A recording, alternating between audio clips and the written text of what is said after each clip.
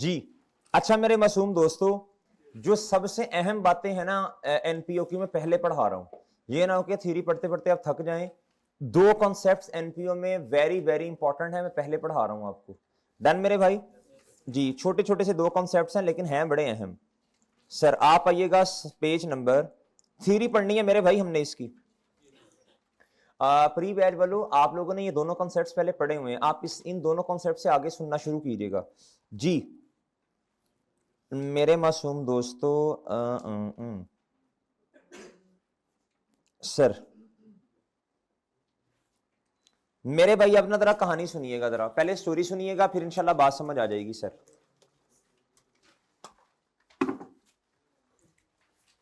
मेरे भाई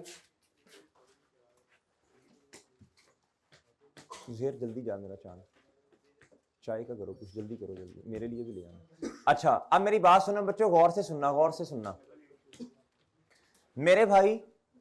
आपको ना कोई बंदा एसिड दे गया, एनपीओ है, क्या है बच्चों? एसिड दे गया, एसिड दे गया, इक्विपमेंट है चाहे प्लांट है या कोई भी चीज है, और भैया उसके ऊपर ना उसने शर्त लगाई है। क्या किया है? मतलब शर्त का मतलब है कंडीशन लगाई उसने। बताएं एंट्री क्या होनी है, जल्दी बोलना शाबाश।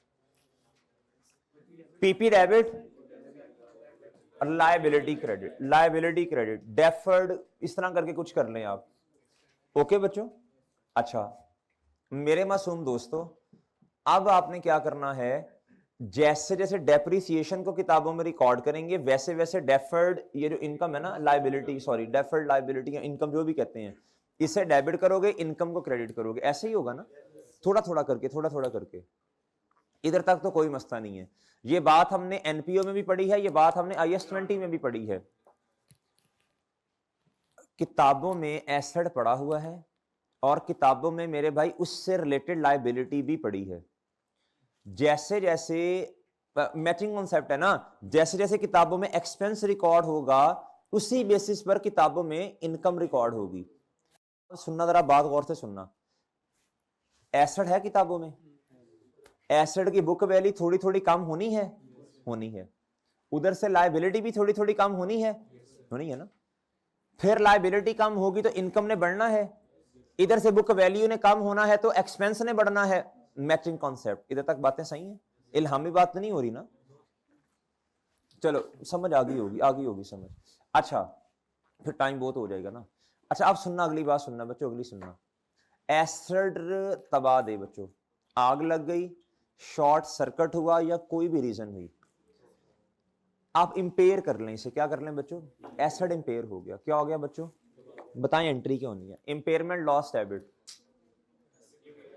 एक्यूमुलेटेड इंपेयरमेंट, लॉस क्रेडिट, या फिर एसिड, एसिड ही क्रेडिट, जो मर्जी कर लें। अब मुझे बताओ, इसका मसला नहीं है, ये तो आप कर लेंगे। बताओ उस लायबिलिटी का क्या करना है। मैचिंग कॉन्सेप्ट को जहन में लेके आओ। जिसको आपने, जिसको रीपे नहीं होनी पाई, जिसको आपने किताबों में लायबिलिटी बना के रखा था, इस वजह से कि एसेट अभी किताबों में पड़ा हुआ है, लाइक विद लाइक कंपैरिजन करना है। मैचिंग कॉन्सेप्ट के मुताबिक किताबों से एसेट कम होगा, इधर से लायबिलिटी कम होगी। ऐसे ही आज एसेट किताबों में बिल्कुल खत्म हो गया आंडा। अब मुझे बताइए, लायबिलिटी को भी कम करना पड़ेगा और इनकम में लेके जाना पड़ेगा। आपने एसेट को भी तो कम किया ना, एसेट क्रेडिट कर दिया, इंपेयरमेंट लॉस डेबिट कर दिया, एक्सपेंस में ले गए। लिहाजा मैचिंग कॉन्सेप्ट को जहन में रखें, इनकम को क्रेडिट कर दें और लायबिलिटी सारी किताबों से खत्म कर दें। ये बहुत इंपॉर्टेंट कॉन्सेप्ट, शॉर्ट क्वेश्चन में भी आ सकता है और किसी ट्रांजैक्शन में छोटी बड़े सवाल में भी आ सकता है। इस दफा पीओ लंबे सवाल में बहुत इंपॉर्टेंट है, लॉन्ग क्वेश्चन में। सर ये पढ़िएगा जरा। Jamil Mehtab dispensary and NPO had capital asset यानी furniture at a carrying value of rupees 6 lakh रुपया and related unamortised deferred contribution balance of कितना मेरे भाई? 4 लाख रुपए का। मेरे भाई एसेट 6 लाख का और डेफर्ड ग्रांट या कंट्रीब्यूशन कितने का? Deferred donation liability in the statement of financial position at that date the furniture was destroyed by fire completely and is now worth nothing. Entry बता दो भाई। Impairment loss debit, PP furniture या cumulated impairment loss credit, ये तो सही है। अब मुझे बताओ लाइक विद लाइक कंपैरिजन करना है। इधर देखना, अब इधर देखना बच्चों, इधर देखना। आपने एसेट कम कर दिया, लायबिलिटी कम करेंगे, आपने सारा एक्सपेंस में लेके इधर इनकम में लेके जाएंगे, वेरी इंपॉर्टेंट। सही है सर, ओके भैया। अब आप एमसीक्यूज पे आ जाएं, शाबाश। एक एमसीक्यू है मेरे भाई, वो सॉल्व कर दें जल्दी से फौरन, ये पेंडिंग है, ये एमसीक्यूज पेंडिंग है, ये चांद एमसीक्यूज पेंडिंग पे है।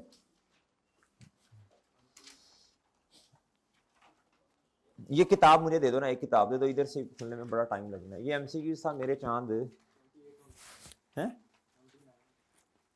हाँ 29 है जी।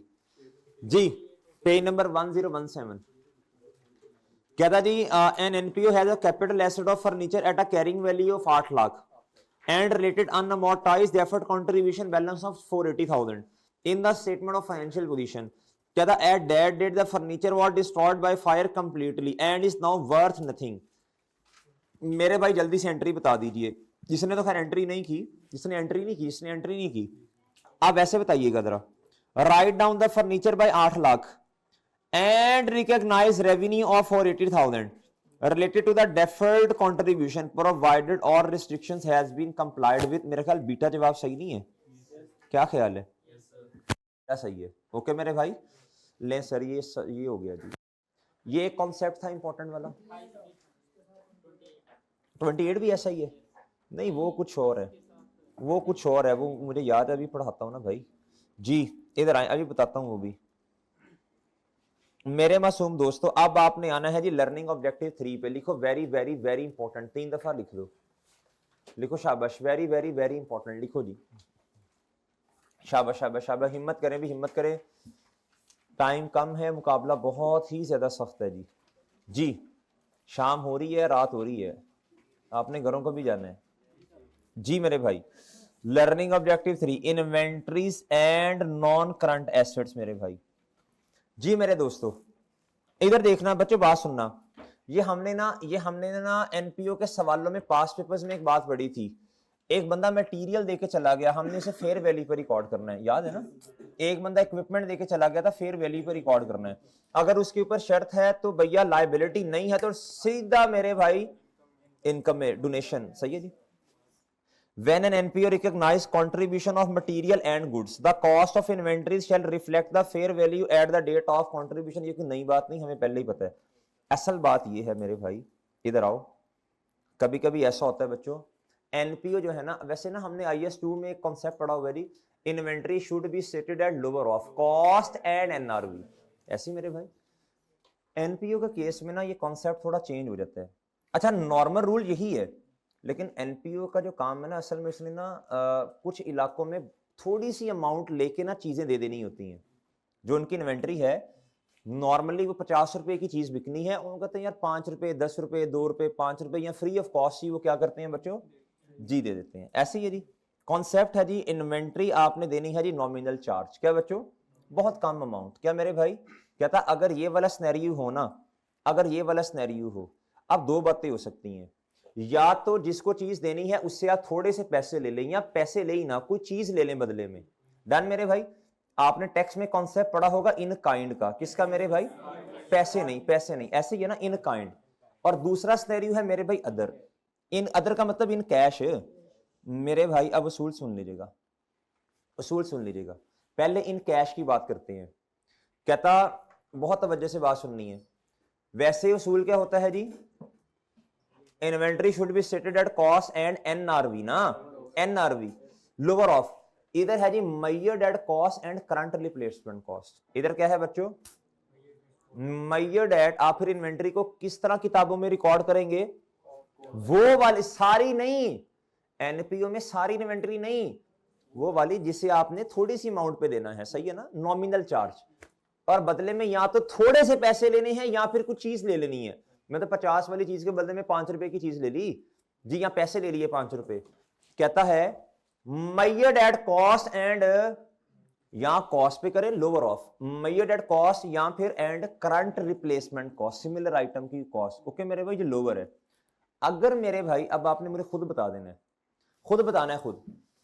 अगर मेरे भाई इन काइंड है, क्या है बच्चों, तो यार आपने तो कॉस्ट 1 रुपया भी पे नहीं की होनी।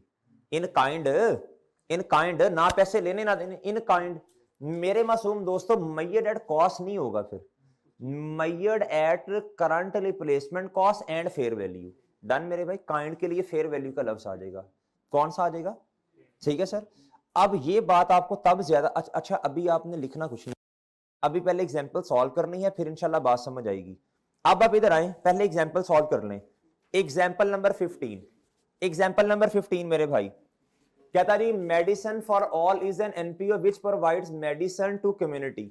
कहता जी living in under develop areas at nominal charge. आगे लफ्ज बचा नॉमिनल चार्ज का, बस आपने लफ्ज ढूंढना है जी नॉमिनल चार्ज का। कहता इट हैज फॉलोइंग इन्वेंट्रीज। कहता जी इनके पास ना ये टैबलेट्स पड़ी हैं, पेनाडोल, न्यूब्रल, ये जो भी है बहरहाल। मेरे भाई इधर देखना, ओ भाई बस ठीक है, इतना होता तो इधर ने बैठा होता, किसी उसे डॉक्टर बेड़ा गर्क कर रहा होता किसी मरीज का जी। इधर आप भाई, ये है टाइप, क्या है मेरे भाई? Received in kind. क्या बच्चों?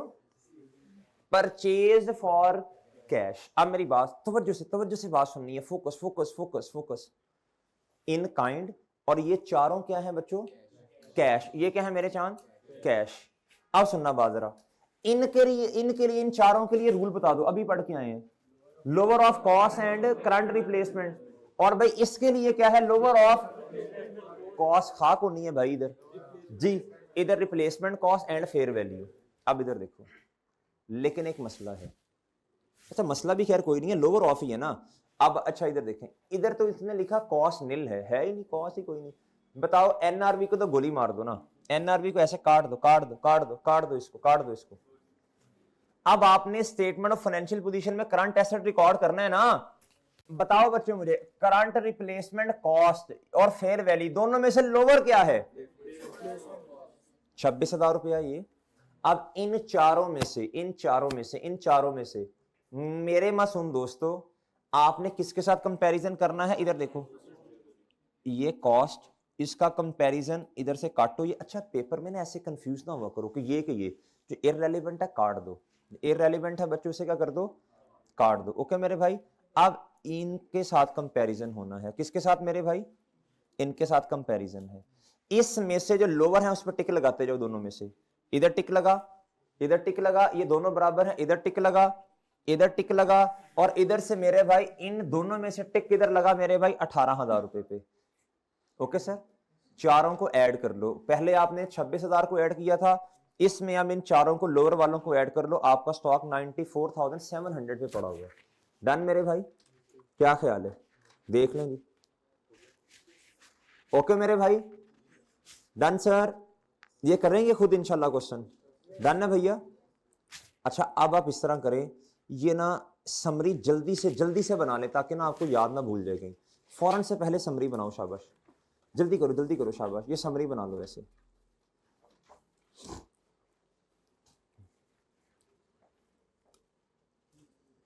किधर लिखी हुई है तुमने? पहले लिखा हुआ है? हाँ सब प्री में करवा दिया, ठीक है। चलो अभी जो करवाऊंगा ना वो प्री में नहीं करवाया होगा। शाबाश शाबाश, लिखो भी, लिखो शाबाश।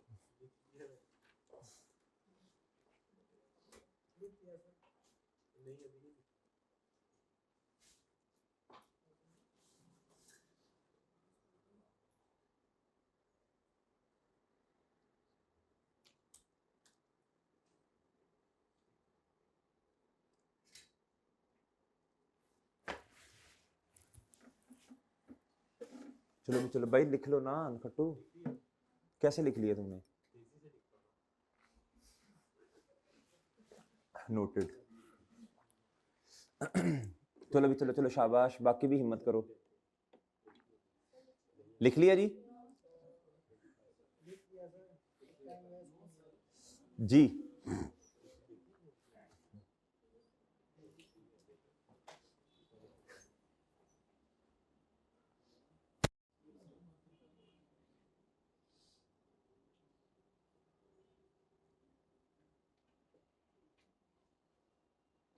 चले जी, बस मेरा ख्याल है लिख लिया जी। अब वो एमसीक्यूज है जी, इसका एक 28 नंबर था शायद, किताब दे दे मुझे, वो एमसीक्यूज कर लेते हैं, जल्दी करें जी। अच्छा कलेक्शन मेरा ख्याल है मैंने आपको पढ़ा दिया था, खुदा का खौफ कर यार, कलेक्शन, मुझे कलेक्शन का लफ्ज आया था उसमें सवाल में आया था, वो मैंने उधर पढ़ाया था जी। अच्छा मेरे भाई, कहता एन एनपीओ है 16,000 bags of rice to be sold only to member of underprivileged community. The cost of rice to the NPO is ₹600 per, ये कॉस्ट है जी उसकी। However the NPO sell one bag to the underprivileged person for rupees कितना मेरे भाई, only 50 only. तो यार nominal charge है ना। How should these for 16,000 bags be measured at lower of cost, at lower of cost and current. भाई 50 रुपए ले रहे हैं ना, इन कैश इन काइंड नहीं है, तो सही है जी। तो भैया जवाब बता दो। एट इसने चार्जर उतार दिया भाई मेरा, मैं पढ़ा दूंगा इंशाल्लाह, तुमने टेंशन नहीं लेनी बेटा। है किधर चार्जर है,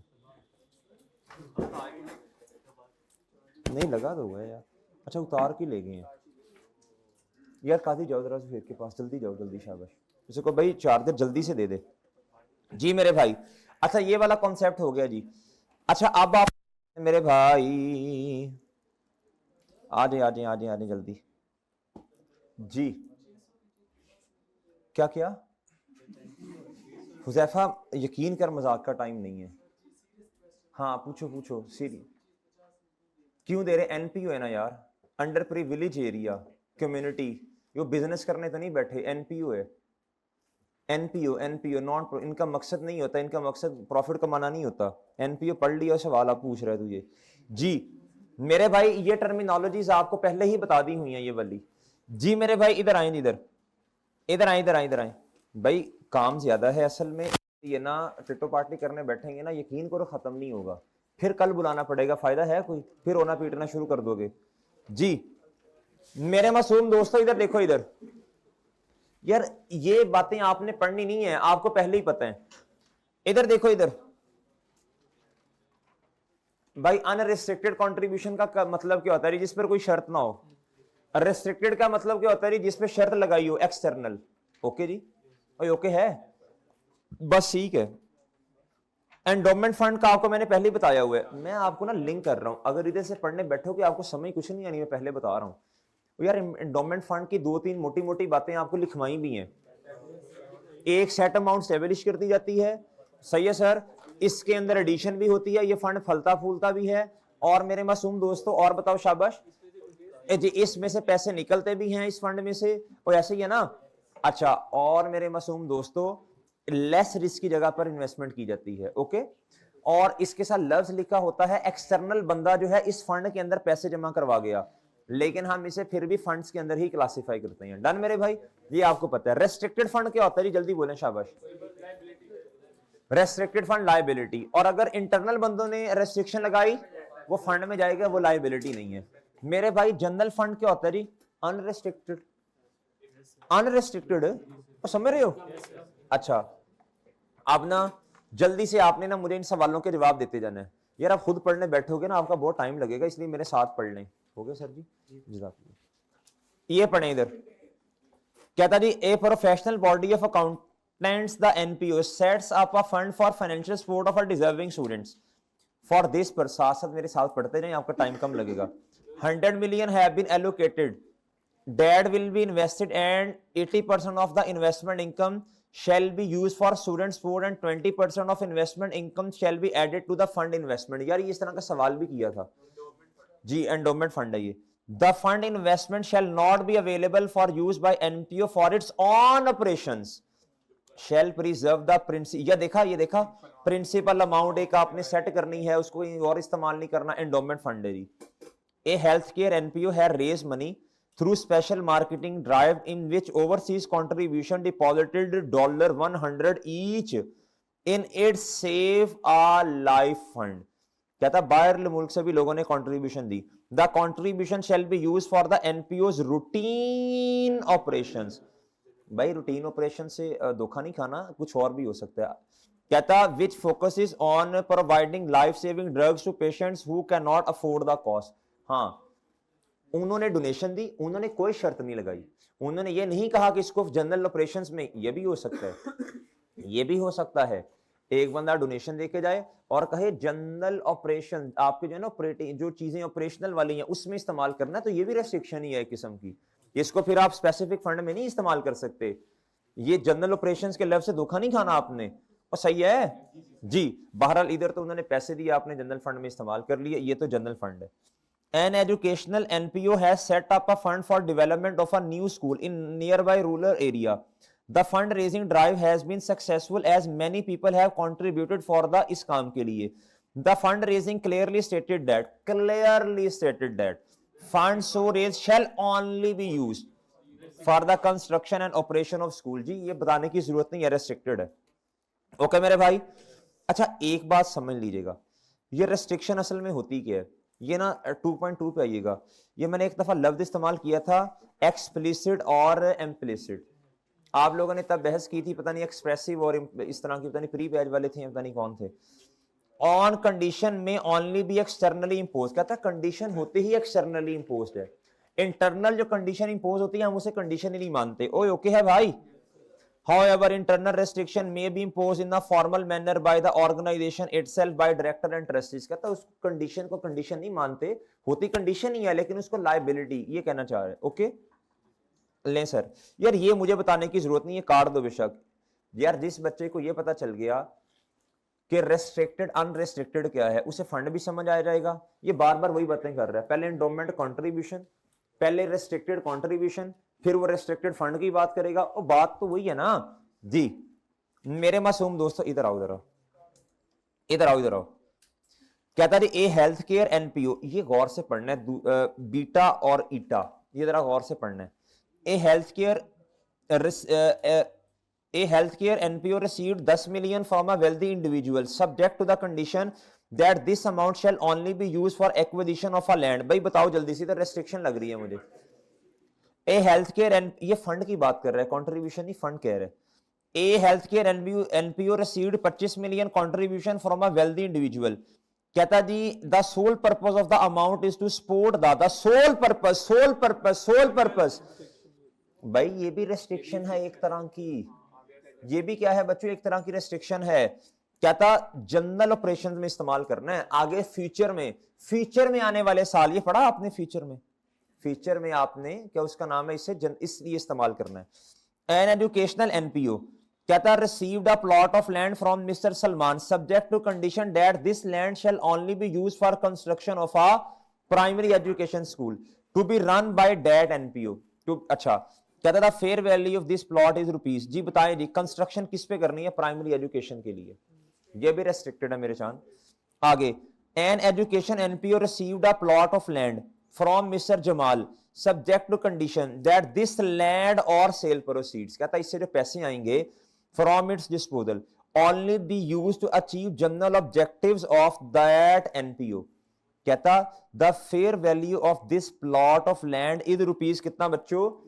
अब मेरी बात सुन लें, इधर शर्तें थी मेरे भाई आगे आने वाले सालों की, इधर शर्तें आगे आने वाले सालों की नहीं है, बस इसी साल में आपको पैसे आए हैं और आगे जो आपका ऑब्जेक्टिव है, आगे कोई शर्त नहीं है 4 और 5 की, 6 की, 10 की, 12 की, किसी साल में आगे कोई शर्त।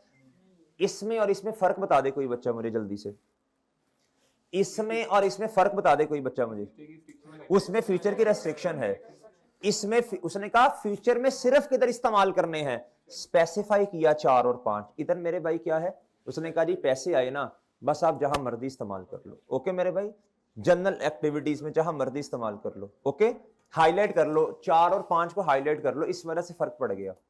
आगे कहता an educational NPO received ₹50 million from alumini donors subject to the condition that principal balance, यार ये यूनियन को कहते हैं एलुमिनी, ठीक है। कहता जी principal balance shall be invested, ये तो मुझे इधर से पता चल रहा है। कहता as per specified investment policy and NPO can not use the principal balance to the fund. आगे इन्वेस्टमेंट की बातें भी होंगी, इन्वेस्टमेंट में इतना जाएगा, एंडोमेंट फंड है। क्या है मेरे चांद, एंडोमेंट फंड है। यार ये मेरे भाई इधर बात सुनो, ये नहीं मैं बता रहा एंडोमेंट कंट्रीब्यूशन क्या होती है, ये नहीं मैं बता रहा यार, ये आपको माशाल्लाह पहले ही पता है, IAS 20 पढ़ के आए हो ना। Restricted contribution for expense of current period जी, कहता जी आपने ना रेस्ट्रिक्शन लगी थी उस पे और सारा खर्चा उसी साल कर लिया, रेवेन्यू में चला जाएगा, बात खत्म मेरे भाई। कहता है restricted contribution for expense of future period. ये तो आप मुझे बताओ ना क्या होगा, जैसे जैसे एक्सपेंस करेंगे IS-20 यार, और इसको ना पढ़ना। अच्छा उर्दू में लिखते जाओ, उर्दू में लिखते जाओ, आप फिर हमें ना आप खुद पढ़ने बैठोगे तो पता नहीं क्या क्या पढ़ोगे फिर जी। इधर उर्दू में लिखो, जैसे जैसे एक्सपेंस इंकर्ड होगा वैसे वैसे लायबिलिटी को कम करके इनकम में लेते जाओ। चलो मैचिंग प्रिंसिपल लिख लो, तुम शॉर्टकट लिखते हो, तुम्हें आदत पड़ जानी है शॉर्टकट्स की, इस तरह होता नहीं है वैसे जी, पूरा लिखा करो जी मेरे भाई। जैसे जैसे एक्सपेंस इंकर्ड होगा, जैसे जैसे एक्सपेंस इंकर्ड होगा वैसे वैसे लायबिलिटी को कम करके इनकम में लेते जाओ। आगे लिख लो मैचिंग कॉन्सेप्ट जी मेरे भाई। यार ये भी आपने मुझे बताना है भाई, मेरी बात सुनो, मेरी बात सुनो, मेरी बात सुनो, मेरी बात सुनो। देखो असल में ना ये इतना पलंदा है, इधर क्या है, ये पलंदा है। मैं हूं ना, मैं इसको ना सिर्फ एक लाइन में एक्सप्लेन कर दूं इधर बस, ठीक है। तो असल में वो किताब अब पुरानी चलती आ रही है तो मैं इसको चेंज नहीं कर सकता, सिर्फ एक लाइन में इधर लिखूं, क्या भला, सेम एज IS-20। क्या लिख दूं बच्चों, समराइज फॉर्म बन जाएगी। क्या बन जाएगी मेरे भाई, समराइज फॉर्म बन जाएगी। आप देखो कहता है restricted contribution for the purchase of capital asset. भाई इसमें बहुत पलंदा है, आप मुझे खुद बताओ इसका ट्रीटमेंट क्या है। जैसे जैसे डेप्रिसिएशन चार्ज होनी वैसे वैसे मेरे भाई इनकम में ले जाओ। ओके मेरे भाई, लो जी, जी मेरे भाई क्या है, for the purchase of capital asset, किधर लिखे है नॉन डेप्रिशिएबल। अच्छा चलो पहले बताओ डेप्रिसिएशन के लिए क्या होना है, इधर डेप्रिसिएशन का भी लिखा हुआ है, इसके लिए क्या होना है, जैसे जैसे। अच्छा नॉन डेप्रिशिएबल है तो नॉन डेप्रिशिएबल के ऊपर लैंड बिल्डिंग बनाओगे ना, तो IS-20 नहीं पड़ा हुआ, तो उसके ऊपर जिस बेस पे बिल्डिंग बनानी है जैसे वो डेप्रिसिएट होगा वैसे ही वो सेम मेरे चांद, सेम IS-20, सेम IS-20। अच्छा जी अब बच्चों ये है restricted contribution for the repayment of debt. ये आपको याद होगा पास पेपर में एक ट्रीटमेंट करवाया था आपको, एक बंदे ने आपको जी लोन दिया।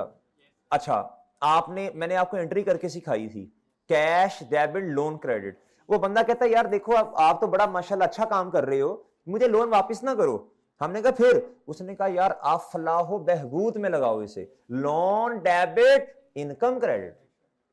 ये था, अगर उसने इजाजत दे दी जो मर्जी करो आज इसका कोई शर्त नहीं है, और अगर वो शर्त लगाता तो थोड़ा थोड़ा करके लोन डेबिट करना था, और थोड़ा थोड़ा करके अगर वो कहता, अगर वो शर्त लगाता मेरे भाई, कहता जी लोन 200 रुपए का है, कहता आपने ना 5 सालों की शर्तें हैं, 5 साल कोई फला एक्सपेंस करो, उस बेस पे ना कोई शर्त लगी होती, 5 सालों में थोड़ा थोड़ा करके फिर हम इनकम में लेके जाते, थोड़ा थोड़ा लोन डेबिट और इनकम क्रेडिट, थोड़ा थोड़ा loan debit income credit. Okay मेरे भाई।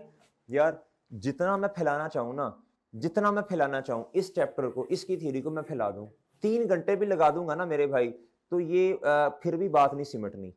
ये कैसा अजीब सी बातें हैं, ये देखो यार, ये आपको समझ आनी है पढ़ के, मुझे खुद बताओ, आपने वैसे ही घबरा जाना है।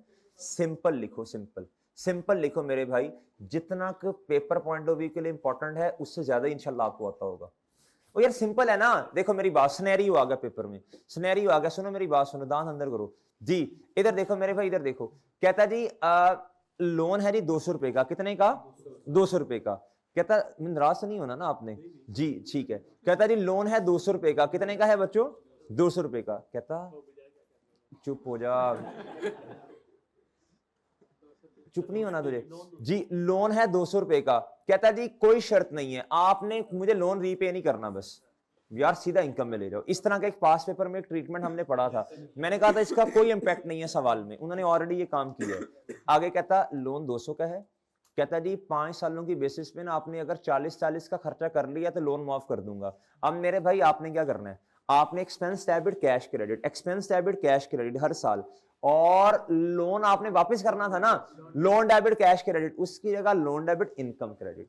मेरा ख्याल है बात समझ आ गई है, शाबाश। चलो यार ये तो अनरिस्ट्रिक्टेड कंट्रीब्यूशन, ये तो आपको पता ही है ना, ये तो इनकम में सीधा। इधर आओ मेरे भाई, लो मेरे भाई, ये उनकी है।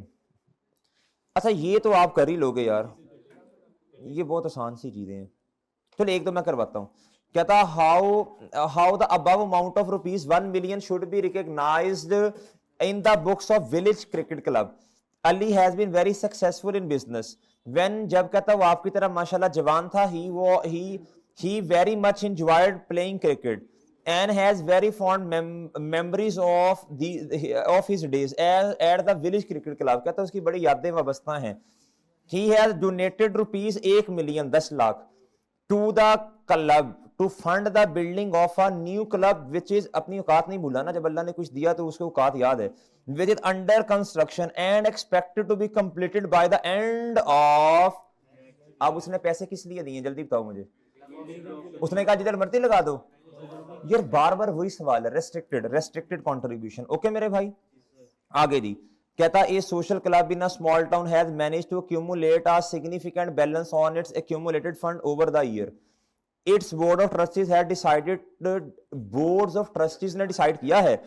कहता हाँ यार आपको पता ही है ना मेरे भाई, इंटरनल रेस्ट्रिक्शन है. क्या है भैया?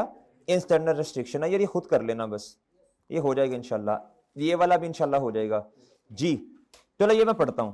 कहता a member of cricket club donated 2 million for repayment of loan obtained by the club in order to finance its कहता how the above donation shall be recognized. वो कोई लोन था ना, उसके लिए उसने कहा यार मैं आपको ना डोनेट करता हूं ये दो. हमने रीपेमेंट करनी थी लोन की, तो अब वो क्या उसका नाम है कहीं और से आ गई है. कहता जी अब ये रेस्ट्रिक्शन है, आपने सिर्फ इसको रीपेमेंट लोन के लिए इस्तेमाल करना है. कहता restricted contribution for repayment of since the loan relates neither to expense of future nor to the contribution shall be recognized. ये मुझे बताने की जरूरत नहीं है आपको. ओके मेरे भाई, यार ये सब सब्सक्रिप्शन वाले नहीं करने बस, ठीक है. ओक्स जी, आगे आ जाए मेरे भाई. ये वाले भी काट दें. एग्जांपल 8 ये भी काट दें. लाइव ये इस तरह की हमने इतनी ज्यादा की तो हुई है. सब्सक्रिप्शन अकाउंट जितना बनाते जाएंगे हमें कंफ्यूज होंगे बस. ठीक है भैया जी. मेरे भाई ये मैं आपको ना बाद में करवाता हूं, पहले एक टेबल सा पढ़वाना है आपको. इधर आइएगा मेरे चांद. हमने एक कॉन्सेप्ट पढ़ा था, हमने ना एक कॉन्सेप्ट पढ़ा था. ये इंपॉर्टेंट है, ये इंपॉर्टेंट है. ये मेरा ख्याल आखिरी कॉन्सेप्ट है जी इसका. एनपीओ का ये आखिरी कॉन्सेप्ट है थ्योरी का. अब जरा गौर से पढ़िएगा, जरा गौर से बच्चों, गौर से जरा मेरे मासूम दोस्तों. हमने ये सीखा था इनकम एंड एक्सपेंडिचर अकाउंट बनाना, ऐसे ही है ना मेरे भाई. हमने ये कहा था इनकम एंड एक्सपेंडिचर में अगर दो चीजें सेम नाम से आ रही हैं, रिसीट में पेमेंट में, या इनकम में या एक्सपेंस में, ऐसे ही है ना. मैं रिसीट पेमेंट क्यों कह रहा हूं, उसने वो कैश समरी बना के दी होती है ना बैंक की और कैश की. और मैं इनकम एंड एक्सपेंडिचर क्यों कह रहा हूं, उसने इनकम एंड एक्सपेंडिचर अकाउंट बना के दिया होता है. अगर एक चीज इनकम में भी आ रही है, एक्सपेंस में भी आ रही है, या रिसीट्स में भी आ रही है और एक्सपेंस और पेमेंट्स में भी आ रही है, हमने इसे नेट करके लिखना सीखा था. ये उसके बारे में बात करने लगा है. कहता पेपर में कैसे पता चलेगा, ये थ्योरेटिकल पॉइंट ऑफ व्यू से मेरा ख्याल इंपॉर्टेंट है. शायद या कभी आया भी न्यूमेरिकली, तो आपको ये लाइंस याद होनी चाहिए, मतलब जहन में होनी चाहिए. कहता अगर तो एनपीओ एक्ट कर रही है प्रिंसिपली, क्या कहता तो तब आपने चीज को फिर ग्रॉस अमाउंट पे रिकॉर्ड करना है. ग्रॉस अमाउंट का मतलब है इनकम को लहदा और एक्सपेंस को लहदा, रिसीट को या रिसीट को लहदा और पेमेंट को लहदा. अगर एनपीओ प्रिंसिपली एक्ट नहीं कर रही, अब प्रिंसिपली एक्ट करना क्या होता है मैं बताता हूं आपको बाद में. अगर एनपीओ प्रिंसिपली एक्ट नहीं कर रही तो कहता आपने फिर नेट बेसिस पे चीज को रिकॉर्ड करना है. क्या पहले तो याद करो करना क्या है. Record revenue and expense on gross basis, इसको हाईलाइट करें और इसको हाईलाइट करें NPO acting as a principal. काम की बात जो है उसको हाईलाइट कर लें, बाकी तो फिर गपशप होती रहेगी जी. काम की बात हाईलाइट कर लें मेरे भाई. एनपीओ एक्टिंग एज प्रिंसिपल इसको हाईलाइट करें और नीचे आके लिखें ग्रॉस बेसिस, बस काम की बात जी. हाँ जी, ग्रॉस बेसिस का यही मतलब है चांद.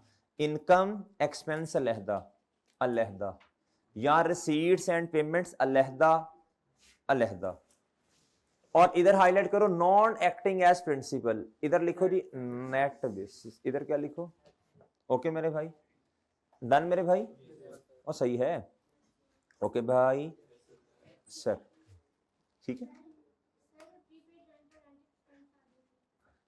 बच्चे, उसका तो एक ही काउंट बनता है. अल्लाह अकबर, अल्लाह अल्लाह आपकी बातें. प्रीपेड एक्सपेंस का हमने बनाया टी अकाउंट. क्या किया बच्चों? उसका ओपनिंग बैलेंस लिखा एसेट साइड पे, डेबिट साइड पे, और क्रेडिट साइड पे लिखा जी उसका क्या, क्लोजिंग बैलेंस। अब रेंट एक्सपेंस आ रहा है इनकम एंड एक्सपेंडिचर में, क्या आ रहा है बच्चों जी? तो आप क्या करते हैं जी, ये वाला काउंट क्या हो जाएगा जी, रेंट एक्सपेंस। आपने देखना जी एक्सपेंस के केस में पेमेंट होती है, कैश अपने अकाउंट में क्रेडिट और ये वाला अकाउंट है डेबिट, ऑपोजिट साइड पे एक्सपेंस आ जाएगा। अगर तो रिसीट्स एंड पेमेंट में उसने पेमेंट दी हुई तो इस साइड पे आ जाएगी, ठीक है जी, और अगर एक्सपेंस दिया हुआ तो इस साइड पे आ जाएगा, एक चीज बैलेंसिंग आ जाएगी। आगे समझ बच्चे जी।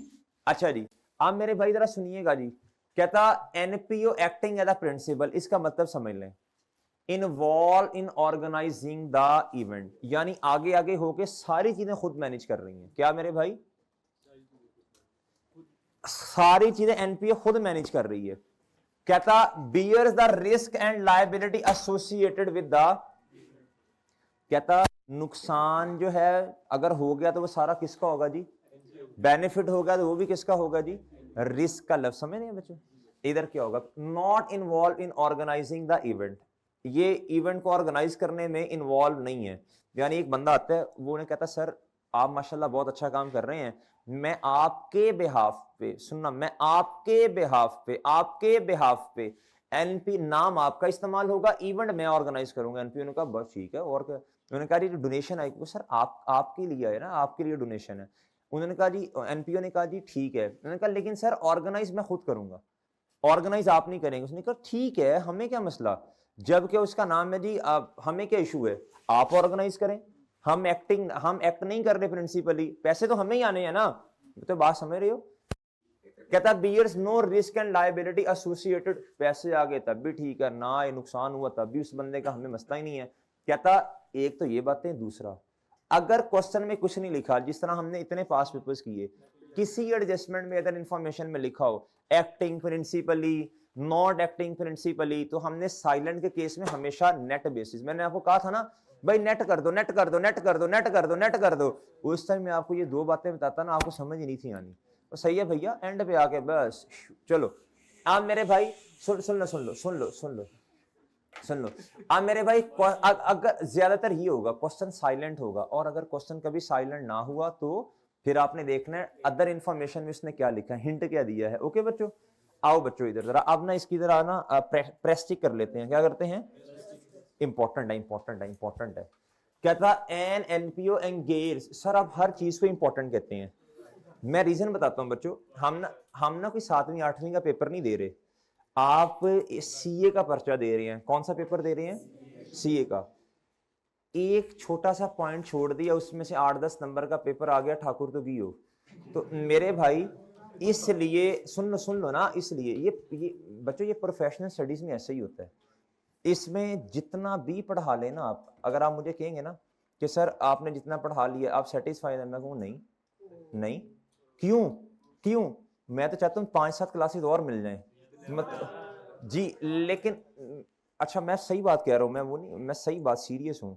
वजह यार कुछ पता नहीं, अभी दिल करेगा आज मैं क्लास पढ़ा के जाऊंगा ना अभी, तो कसम से दिमाग में ख्याल आएगा, मैं रात 2-3 घंटे सोचता रहा हूँ, मैं 3-4 घंटे बल्कि सोचता रहा हूँ यार कौन सा सवाल इन कोर्स आ जाए, कौन सी चीज करवा दूं, लिखा 2-3 दफा सोचता रहा। हाँ जूम पे मीटिंग इंशाल्लाह होगी, और अगर जरूरत पड़ी तो इंशाल्लाह आपको बुला भी लेंगे किसी दिन, ठीक है इंशाल्लाह आप आ जाएंगे, इंशाल्लाह आ जाएंगे। कोई इंपॉर्टेंट बात अगर याद आ गई तो आ जाएंगे। चलो बहरहाल अभी फिलहाल आज की बात करते हैं ना। The an NPO engage in the number of fund raising activities, क्या था, including a fund raising telethon, एक टेलीफोन कैंपेन चलानी है बच्चों, एक direct mail campaign, special events and a lottery.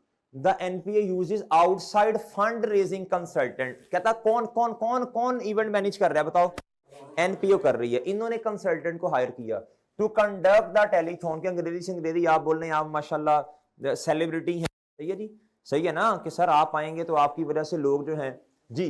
कहता एंड यूजेस द, आपके सामने मिसाल भी है ये वाली, and uses the NPOs on staff and volunteers in the telethon and the other activities. कहता फंड्स, अच्छा मेरी एक बात सुने बच्चों, इधर तक पढ़ के मुझे बता दें ये मैनेज कौन कर रहा है, एनपीओ सारा कुछ अरेंज कर रही है ना। तो जवाब पढ़ लीजिएगा जी, हमें कहानियां सुनाई हैं। इधर देखो मेरी बात सुनो, आपको काम की बात बताता हूं बच्चों, पेपर में ये सवाल आता आपने क्या लिखना था, as the fund has been managed, as the event has been managed by the NPO, so NPO has been acting as a principal. सो आगे क्या कर देना था आपने, कहना था income and expenses should be recorded on a gross basis. चलो जी अच्छे रख जी, जो मेरे भाई जो ये देखो revenue and total expense of each activity, ये पढ़ लीजिएगा, ये ग्रॉस का लफ्ज लिखा होगा। डन मेरे भाई, काम की बात हाईलाइट करें। ओ भाई पेपर आपने अपने घर में भी ये पूरा नहीं पढ़ना, आपने बस ये इतना टाइम नहीं है हमारे पास कि हम सारा दिन इसमें लगे रहें। स्मार्ट बने, स्मार्ट वर्कर, स्मार्ट तो आप हैं, वर्कर भी बने जी। लो मेरे भाई आगे आओ। An NPO is actively engage in the helping communities in a flood affected area. क्या मेरे भाई? अच्छा, एक ग्रुप ऑफ स्टूडेंट्स माशाल्लाह जैसे आप हैं, दिल के अंदर जज्बा होना चाहिए दूसरों की हेल्प करने का जी। एक ग्रुप ऑफ स्टूडेंट्स ऑर्गेनाइज इसको काट दो भाई,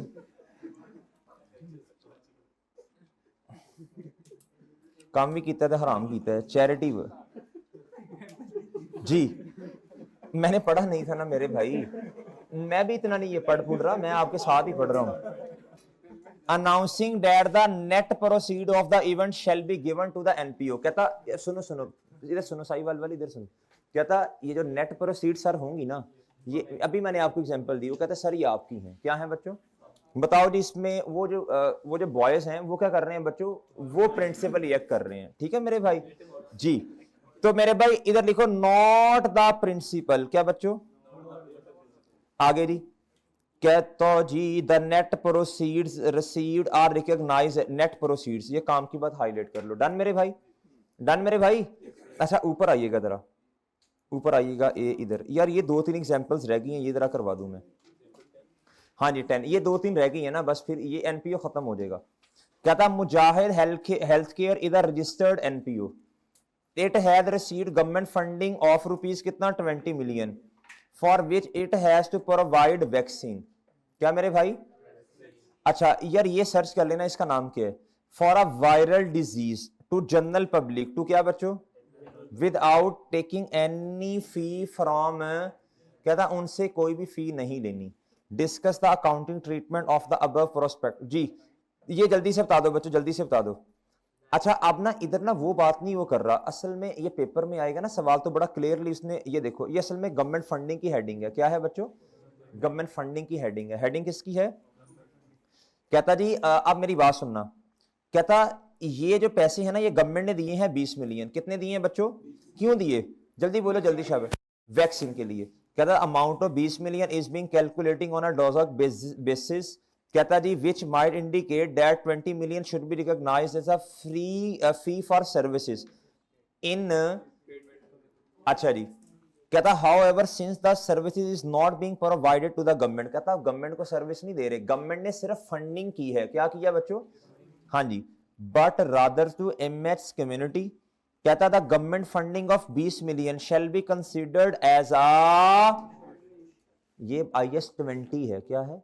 एक होता है गवर्नमेंट ने आपको हायर कर लिया, आप गवर्नमेंट को सर्विसेज दे रहे हैं, आप गवर्नमेंट को। यार इधर सीधा लिखो ना IS 20 एमए साला उस मादरत एमए खपा रहा है हमें मादरत यार। Further since the purpose of government funding is specified it shall be जी, इट शैल बी कंसीडर्ड, सलाह, सलाह को कहते हैं सलाह जी। इट शैल बी कंसीडर्ड नमाज, it shall be considered as a restricted contribution. Done मेरे भाई। असल में ये कहना चाह रहे हैं, कहता है ये गवर्नमेंट को आप सर्विसेज नहीं दे रहे, गवर्नमेंट ने तो सिर्फ आपको फंडिंग की है 20 मिलियन की। क्या किया है? ठीक है मेरे भाई जी।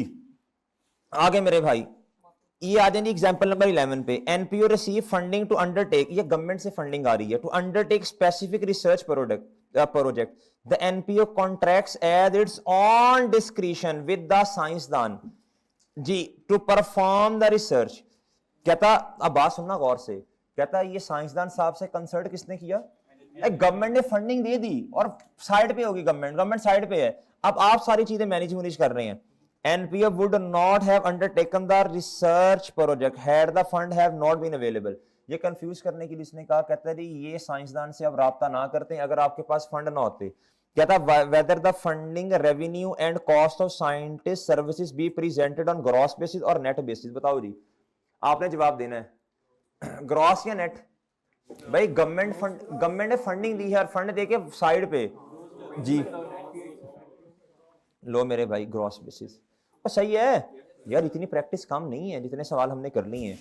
कहता जी NPO receive reimbursement to undertake a specific research project from a textile company. क्या मेरे भाई?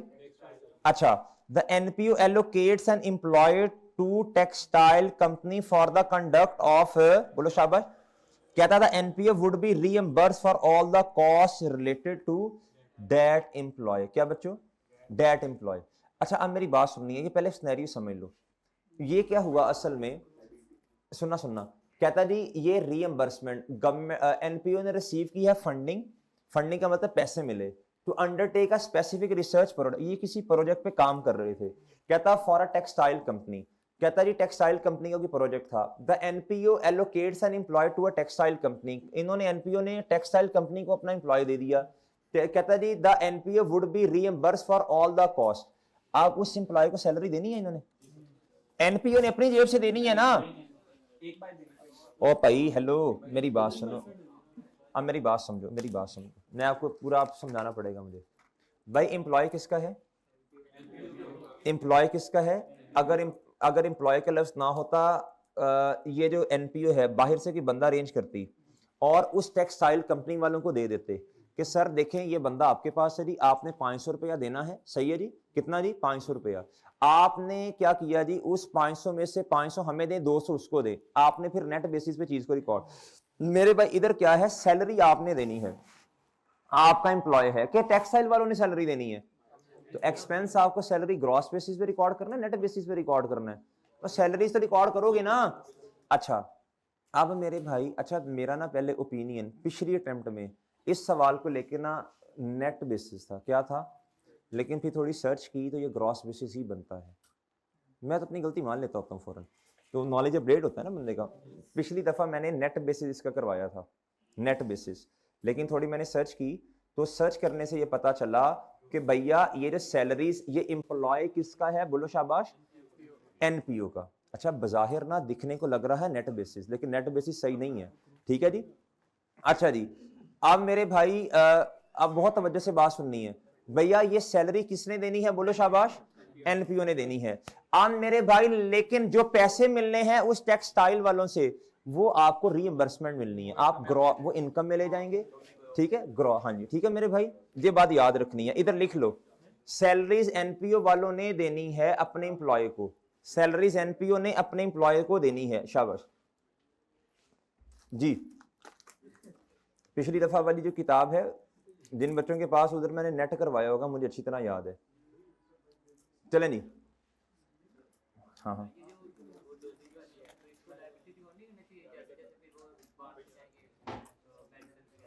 हाँ हाँ, तो इसमें वही यही कह रहा है, क्या कह रहा है, रेस्ट्रिक्टेड कंट्रीब्यूशन ही कह रहा है। ये क्या कह रहा है चांद भाई? इधर बात सुने बच्चों, इधर बात सुनो बच्चों, बात सुनो इधर भाई। इधर वो ये कह रहा है, इधर हमदा साहब ने एक सवाल पूछा, इन्होंने कहा सर ये जो बात है डॉलर बेसिस वाली, ये वही बात है कि आप चीज को लायबिलिटी, ये वही बात है मेरे भाई, डॉलर बेसिस का मतलब यही है। तो सही है। अच्छा आगे चलें, ये चैप्टर इधर खत्म हो गया जी, ये थ्योरी खत्म है जी, ये इधर रोक दीजिएगा।